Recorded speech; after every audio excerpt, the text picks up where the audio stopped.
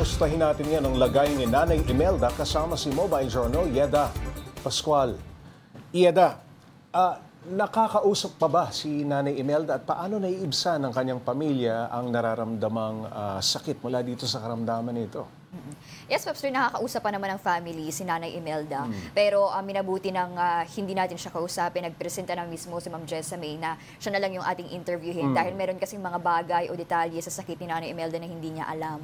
So sa ngayon, ang nakakaibsa na lang ng pakiramdam niya is yung oxygen tank. Kasi nga, Pops, kalat na kasi yung cancer sa buong katawan niya. Sabi ng doktor, lumiliit na rin yung baga niya at puno na ng tubig. Kaya nakakatulong yung oxygen para nang sa gayon ay makahinga siya ng maayos. Oo, mahal pa naman, no? Nabanggit Yes, ng 2,000 Oo. kada araw. Bukod sa apo ni Nanay Imelda na nasawi din, no? Dahil sa cancer, na-establish ba na mukhang nasa lahi talaga nila?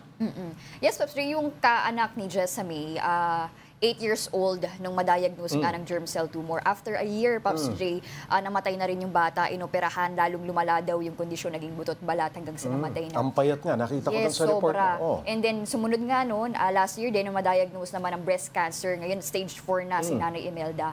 At ito, kwento niya pa sa akin, yung kanyang pamangkin naman, yung anak ng kanyang kuya, nagkaroon na rin ng bukol sa tiyan. Ganun din daw yung kaparehas na sintomas na naramdaman ng kanyang anak. So sabi niya, talagang aware sila na nasa lahi talaga ng pamilya. Yeda, may paliwanag ba ang mga espesyalista kung bakit na napakabilis naman na mag-progress nitong cancer na ito? Last year lang, no, na na-diagnose na yung kanyang bukol, yun nga ang mukhang buhay, no? At, Yes, active active siya.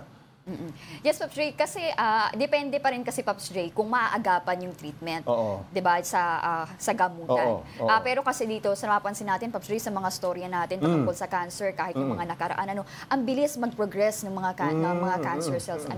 Dito nga sa yung anak niya, 8 years old, after a year, namatay na.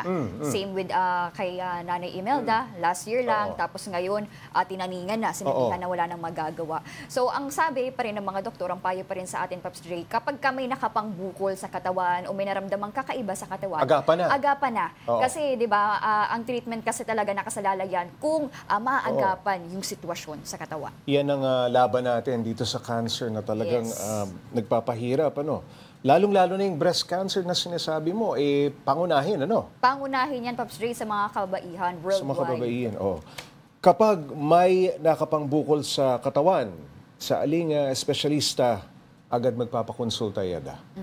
Pops Ray, dapat tingnan muna natin kung saang parte ng katawan natin tumubo. Mahalaga yun. Yes, mahalaga yun. O pwedeng lumapit sa mga radiologists kasi sila yung nagkasagawa ng mga tests like mammograms para malaman kung benign ba o malignant yung tumor, kung cancerous. Tapos, syempre, pwedeng lumapit sa mga oncologist.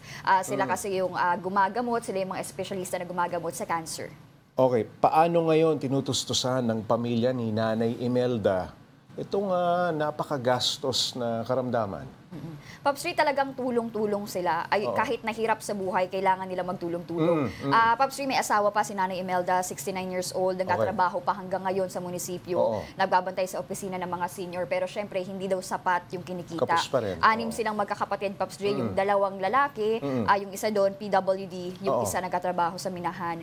Silang mga 4 na babae naman, 2 daw sila na si Ma'am Jessamy, na rumaraket-raket lang. Sabi niya sa akin, hindi siya makapag-focus, hindi siya makapag-full-time dahil siya nga yung tumututok doon sa kanyang ina. Kwento niya pa nga sa akin, Pops J, meron siyang mga anak, 3 pa, iniwan niya sa kanyang mister para lang makapag-focus siya sa kanyang nanay. So talagang hirap sa buhay, kaya nananawagan sila ng tulong, Pops J, para kahit daw yung oxygen tank na lang ma-provide para sa maibsan yung nararamdamang sakit ng kanyang ina. Nako, maraming salamat. Mobile Journal, Yeda Pascual.